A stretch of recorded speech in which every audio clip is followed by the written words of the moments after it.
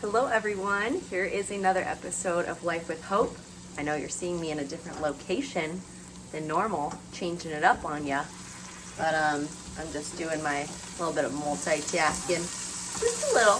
You hear that sizzle? Cooking some ground turkey to make some taco bowls for dinner. But anyways, what are we talking about this week? Besides the ground turkey. Is kind of like societal norms, I guess I'm gonna call it.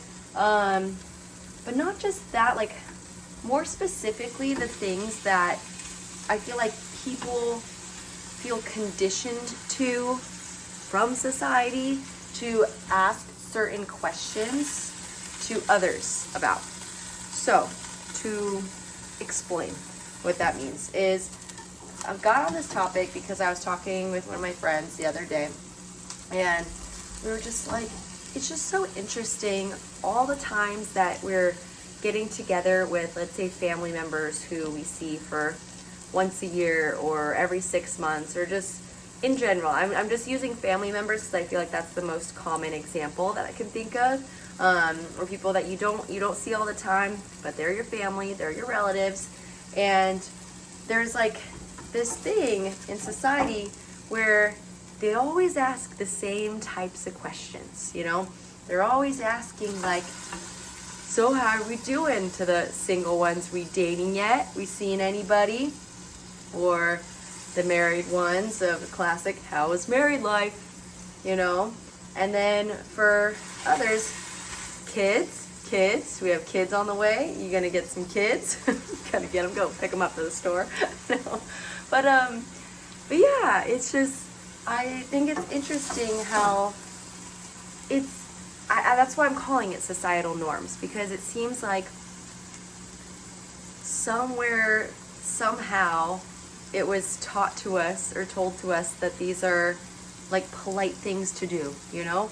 It's just like kind of the classic, like, hey, I haven't seen you in a while, kid. It's been about a year or so. Like, how's life going? How's the dating world? How's the married life? How's that? All those questions, you know? But it's like, why?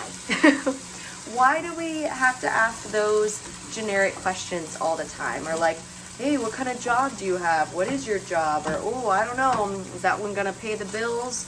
Or, oh, you're not gonna be going to college this year? Or whoever it is, yeah, I'm taking the year off, you know, whether it's just gonna go travel or do whatever, then the family member's like, oh my gosh, how are you gonna afford to do that? You know?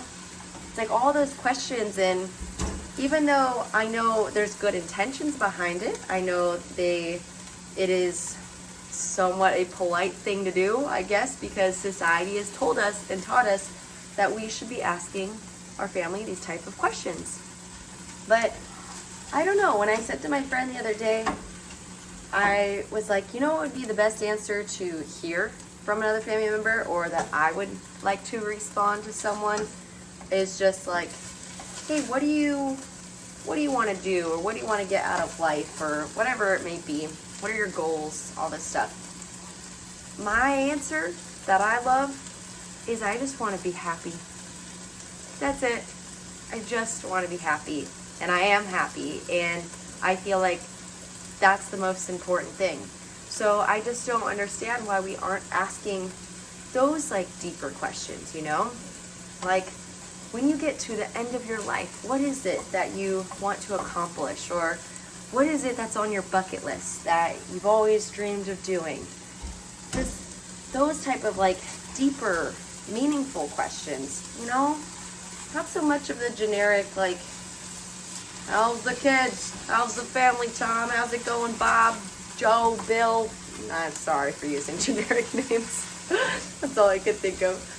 But yeah, it's just such a classic, common thing to do, and I don't know where it stemmed from or why it is such a normal thing to do so. I guess that's why they call it societal norms. But I wish we could somehow challenge it, you know, somehow shift it over a little bit to asking something else, you know, like, what are your hobbies? What do you like to do for fun? That kind of stuff. Like, those are the more interesting ones that otherwise it's just like it feels like it's this competition, like this comparison game and stuff where families, like, I don't know, they want the best for everyone, of course, and maybe it is like the older generation looking at the younger generation or whatever it may be, like, oh, I never made it to college, you should go to college while you have the opportunity and whatever it may be. But it's like, I know tons of successful people who have never stepped foot in a college or in a Zoom meeting for college.